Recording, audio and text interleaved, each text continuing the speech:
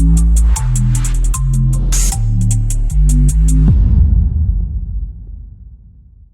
આ કડકાઈ રહેશે યથાવત। રાત્રિ દરમિયાન પણ ફૂડ પેટ્રોલિંગ કરી પોલીસ ગુનેગારોને આપી રહી છે કડક સંદેશ।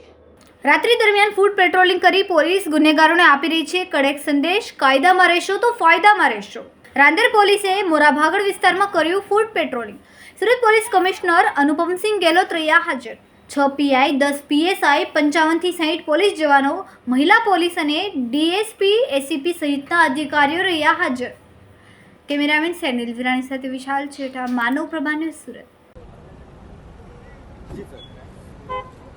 અત્યારે 7 તારીખનો રોજ આપણા સુરત શહેરમાં લોકસભાના ચૂંટણીના નવસારી સીટ અને બારડોલી સીટોની કુલ અમારા 1600થી વધુ જે બૂથો ઉપર जो चुनाव प्रक्रिया है एना ध्यान में राखी खूब सारी रीते और शांतिमय पूर्ण जो है अपना बंदोबस्त पूर्ण थाय, लोग जो अपना मत जो है बिना कोई भय वगर नाखे एना ध्यान में राखी शहरना छेल्ला जो है 2 अठवाडियाथी अलग अलग विस्तारों में खास कर जो एवा पॉइंट ज्यादा वधु अवर जो लोग रहती हो त्या जो व्हीकल चेकिंग और पेट्रोलिंग राखवामां आवे छे।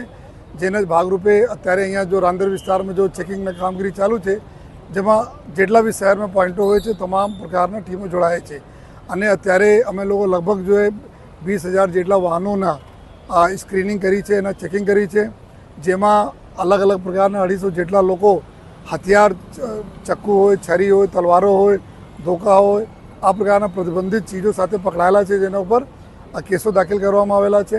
સાથોસાથ જો હિસ્ટ્રી શીટરો અને તડી પારવાળા અને MCR કાર્ડવાળા ટપોરીઓ આ બધાના ઉપર જો અટકાયતી પગલાઓની બી કામગીરી ચાલુ છે।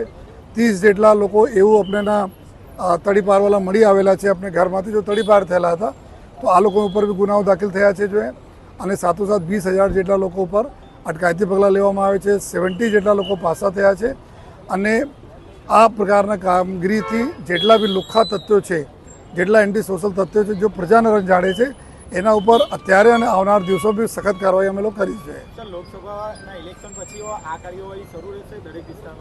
આ બધી કાર્યવાહી કાયમી માટે છે અને આ પ્રકાર જો લોકોના એક સેફટી ફીલ થાય, સાથોસાથ જો આ લુખ્ખા તત્વો છે એના બી સબક જો પોલીસ શીખાડે, આ દિશામાં અમે લોકો આવનાર દિવસોમાં સખત અને સતત કાર્યવાહી અમે લોકો ચાલુ રાખવાના છીએ।